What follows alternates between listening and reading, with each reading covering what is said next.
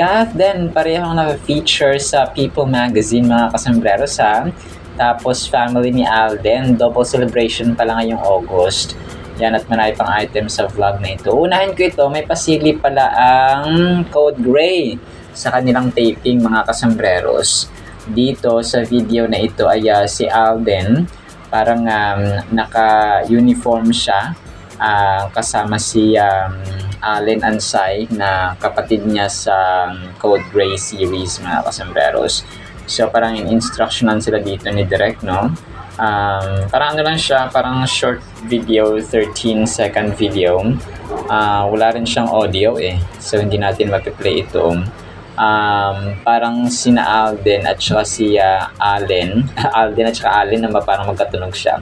Alden at saka si Allen ay binibigyan ng instructions ni Direk, mga kasambreros. So yung uniform dito ni Alden parang dark blue siya, mga kasambreros, na isa sa mga uniforms nila sa dito sa hospital or sa kanyang pinagtatrabahuan kunwari. Ito 23 hours ago, sabi ni Mrs. Realtor, Catherine once said, "No looking back, only moving forward." Daming reactions 14,600. Grabe, 23 hours ago pa lang, pero 14,600 yung reactions niya. Siguro famous ito si Mrs. Realtor. Tapos yung picture dito ni Kath na yung parang may wine siya, no? Part ito ng kanyang Real Me na endorsement, na if I'm not mistaken, mga kasambreros. Tapos, ito naman si Mother Lily Yu ay na-post yung yung Someone Someday at saka itong My Manager. Call My Manager. No? Sabi niya dito ay may episode na ang Call My Manager, manood na kayo kaso weekly din siya. 8-part Itay, LOL. Isasabay nyo na din panoorin Someone Someday ni Catherine sa Netflix. So parang nag-inform lang siya, mga kasambreros, no? Itong si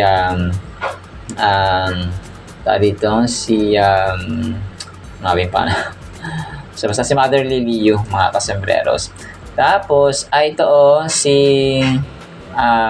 parang tinanong siya dito kung sining kanyang favorite best actress, mga kasambreros, si Miss LJ Lau, mga kasambreros. So ito tinanong siya ni Jayco Manangan, mga kasambreros. So pinapili siya dito, of course, na parang pinag-compare yung mga artista or mga actresses, no, sa Philippine showbiz. Kim Chiu Maham, tapos pinisi. Pero pag nung si Kath na, ay si Kath na yung pinili niya, mga kasambreros. So tapos yung mga binangga na kay Kath, no, si Liza versus kay Kath ay si Kath pa rin. Sila Kath versus Nadine, Kath pa din. Kath versus Glyza Di Castro, Kath pa din. Kath versus Angelica Panganiban, Kath pa din. Kath versus Carla Villana versus Jody Santa Maria versus Iza Calzado, Kath pa rin, mga kasambreros. Tapos si Judy Ann Santos yung pinakahuli, tapos si Judy Ann Santos na yung kanyang pinili, mga kasambreros. So yun, nabasag lang yung thread ni LJ Lau, mga kasambreros, kay Judy Ann Santos. So nababonggahan daw siya sa kay Judy Ann Santos. So bata pa lang daw siya ay nagagalingan na siya, no, kay Judy Ann Santos, which is definitely primetime queen ni Judy Ann Santos. So bata-bata pa lang daw siya. Ang galing na ni Judy Ann Santos. So yun, mga kasambreros. Tapos si Nadine naman, parang na-interview siya dito ni DJ Robles. Dito, parang Alden and Nadine's friendship though. So parang speed dial niya na tao na hindi kasali si Chris na yung boyfriend niya, mga kasambreros. So napaisip siya dito. Tapos yung parang sabi dito na parang tropa mo na pwede mo siyang tawagin agad-agad, no, mga kasambreros. Tapos naisip niya dito si Alden, mga kasambreros. So, he's a good friend, no? Si Alden. So, they talk on different things or a lot of different things, mga kasambreros. So, yun na parang nakat na ng konti yung video doon. So, definitely, no, kahit sino naman, mga kasambreros, ay si Alden talagang one call away lang to kapag mga close friends niya, kahit na sina Julia Montes and so on. So, hindi ito nakapagtataka. Tapos, yung double celebration pa lang yung August ang Fulkerson family. Kasi kanina ko lang nalaman na birthday pala ni ni Riza or ni Riza kahapon. August 13, 1995.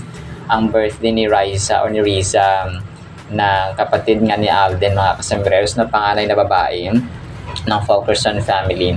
So, yun. Tapos, may mga random pictures sila dito. Pero nagtataka ako, walang gaanong post si Riza sa kanyang Instagram about birthday, no? Parang gala-gala lang yung sinabi niya dito. Pero nung sinearch ko nga ay August 13, 1995, yung kanyang birthday, mga kasambreros. So, dito, double, kasi di ba nakaraan si Lola Linda, yung kanilang celebrate mga kasambreros na 90th birthday ni Lola Linda. Tapos ngayon naman ay kay Riza or kay Riza. So, double celebration. Daming celebration ngayong August, mga kasambreros. So, yun, may mga random photos dito. Alam naman natin magkulitan tong dalawang ito, no? Sina Alden at saka si Riza or si Riza ay talagang, alam mo yung super close. Makita mo yung bonding nila, mga kasambreros, as magkuya na walang boundary, no? Parang sila na talagang parang as in magtropa, barkada, no? So, pero of course, no, loving naman talaga si Alden Richards, mga kasambreros, sa kanya mga kapatid. That is why, alam mo yon, talagang minamahal din talaga or nagmamahalan sila bilang magpamilya, mga kasambreros. So, yun, talagang nakaka-proud lang at saka nakaka-touch maging kuya talaga itong si Alden Richards, mga kasambreros. So, yun po. Tapos, yun, major item tayo. Grabe. Alam niyo, nagot ako dito na si Kath din. Parang yung ginawa ng People Asia Magazine sa kanya nung nakaraan kay Alden. Tapos, which is alam natin, no, nung nagkaroon nga ng cover magazine si Alden ay sold out agad, no? Parang July cover yata, no, si Alden, mga kasambreros. And marami pang iba, no, kasi suki na si Alden, mga kasambreros, People Asia Magazine. So, nagkaroon nga siya ng interview, di ba, kay Tita Joanne Estrada yata yon, mga kasambreros, na kung saan ay nagkaroon sila ng heart-to-heart talk din po, no, na napaiyak pa doon si Alden sa kanilang interview. So, nakakatuwa din kasi parang through the years yung ginawa dito ng Stargate People Asia, mga kasambreros, na kung saan ay nung sinimulan talaga nila, no, yung career ni Kath, no, nung 2003 na nagkaroon siya ng role sa It Might Be You bilang batang Shelo. So, hanggang sa dumating sa Hello Love Again, Hello Love Goodbye, Hello Love Goodbye, Hello Love Again, mga kasambreros. So, 2005, 2009, so going bulilit, mga kasambreros.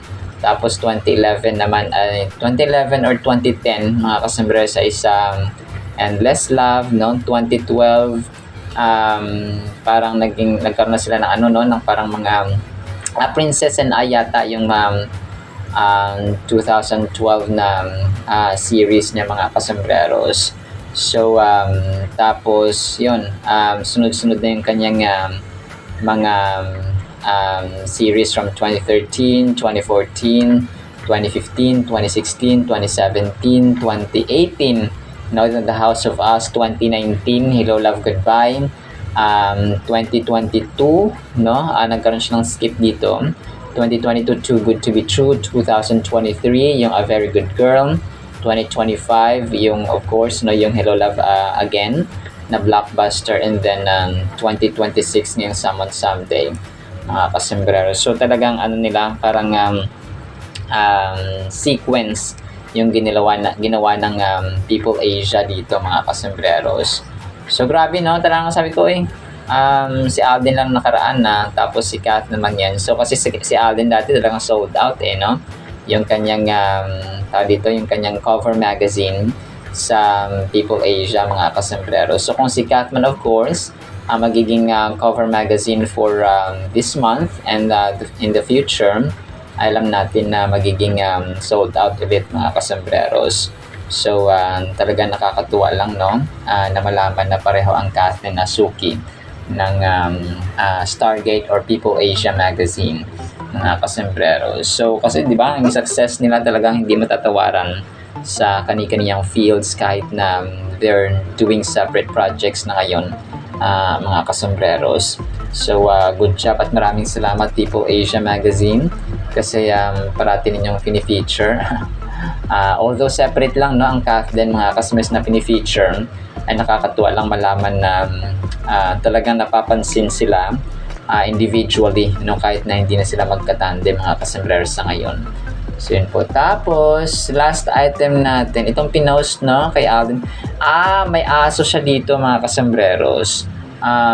Hindi ko lang alam kung sino itong kanyang aso. Combination ng white and brown ang kulay ni Papi, no? Tapos parang may, alam ko, parang may sinusubo si Alden o parang naglalaro lang sila. Naglalaro lang sila, mga kasombreros. So talagang nakakaano lang kasi alam natin na dog lover itong si Phenomenal Box Office Cinema King. So tapos parang sabi ng isa kanina, parang sino yan? Palong-palo sa palong-palo sa ano yan, sa update no?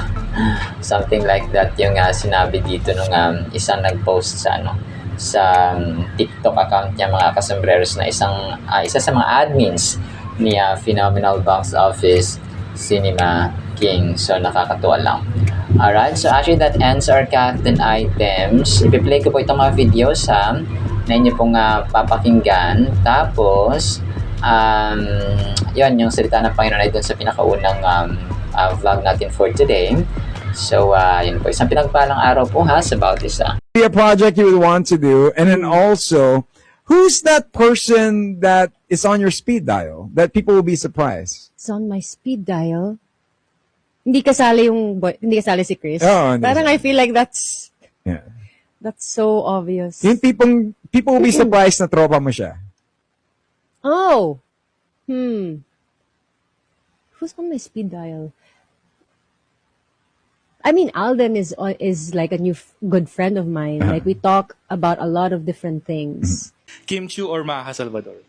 Maha. Maha Salvador or Jeneline Mercado? Janeline Mercado. Jeneline Mercado or Claudine Barreto? Claudine Barreto. Claudine Barreto or Bea Alonzo? Bea Alonso. Bea Alonzo or Marian Rivera? Marian Rivera. Marian Rivera or Lovie Poe? Lovie Po. Lovie Poe or Ann Curtis? Ann Curtis. Ann Curtis or Bella Padilla? Ann Curtis. Ann Curtis or Tony Gonzaga? Ann Curtis. Ann Curtis or Janine Gutierrez? Ann Curtis. Ann Curtis or Rian Ramos? Ann Curtis. Ann Curtis or Barbie Forteza? Ann Curtis. Ann Curtis or Liza Soberano? Liza Soberano. Liza Soberano or Catherine Bernardo? Catherine Bernardo. Catherine Bernardo or Angel Locsin? Catherine Bernardo. Catherine Bernardo or Nadine Lustre? Catherine Bernardo. Catherine Bernardo or Glyza De Castro? Catherine Bernardo. Catherine Bernardo or Angelica Panganiban? Catherine Bernardo. Catherine Bernardo or Carla Abellan? Catherine. Catherine or Judy Santa Maria? Catherine Bernardo. Catherine or Iza Calzado? Catherine Bernardo. Catherine or Judy Ann Santos? Judy Ann Santos. Why Juday? Kasi Juday is talagang alam talaga na bongga talaga si Ate Juday, no? So bata pa lang ako, talagang sobrang galing na ni Ate Juday.